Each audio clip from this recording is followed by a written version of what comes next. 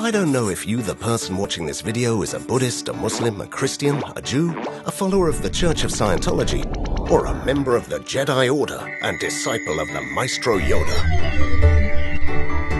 Maybe you're one of those atheists who think religion is a con, and therefore better they don't hit on you with their absurd dogmas and their repressed morals. Or maybe you're one of those who only believes in what can be seen and proved by science.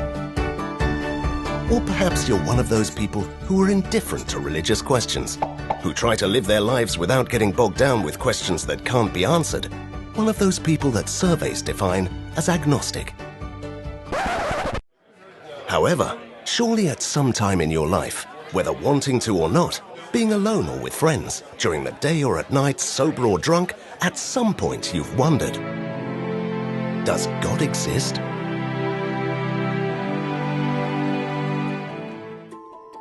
Everybody believes in something. Even those who don't believe in God believe that God doesn't exist. The existence of God can't be demonstrated with a scientific method. But his non-existence can't be demonstrated either, because God can't be put into a test tube. Neither to say that he is there, nor to say that he isn't there. So, doesn't it seem strange that such a prestigious and competent scientist like Stephen Hawking categorically states, and without having empirically proven it, that God doesn't exist?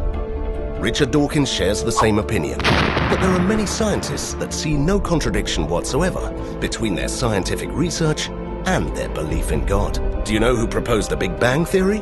A Belgian priest called Georges Lemaitre. At the foundations of modern genetics, we have Gregor Mendel, the one who did pea plant experiments, who was an Augustinian monk. The same can be said about the director of the Human Genome Project, Francis Collins, who declared himself to be a scientist and a believer. And the same can be said about many other prestigious scientists, who carrying out their scientific work think that science doesn't distance you from God. These scientific believers know that science, although it can bring us closer to God, can't definitively demonstrate the existence or non-existence of God. Can you imagine a scientist looking for God with his or her microscope?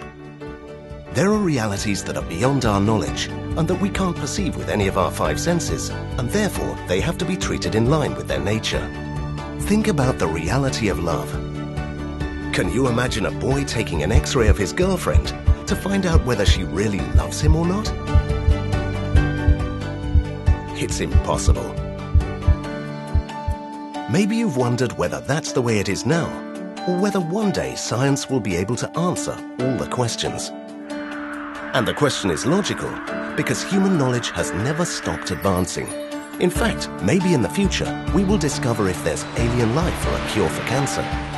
However, what we won't be able to do, under any circumstances, is scientifically prove the existence or non-existence of God, because science researches things that can be handled with measuring equipment. And God, if he exists, will never be an empirical object. Christianity is never against science. What's more, it encourages you to take an interest in it. It motivates you to continue exploring all the dimensions of reality beyond the stars and the universe's final frontier. And you know why?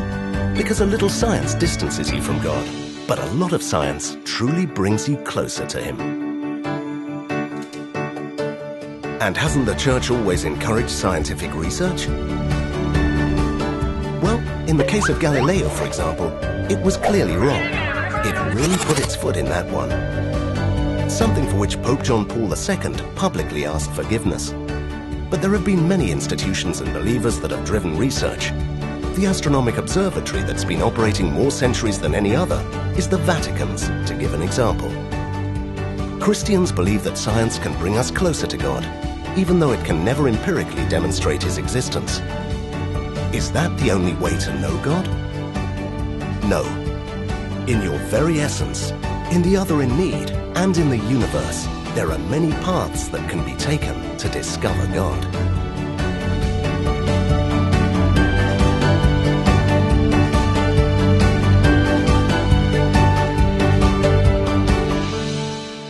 For the time being, turn off the smartphone, the tablet, or the computer, and dare yourself to look inwards.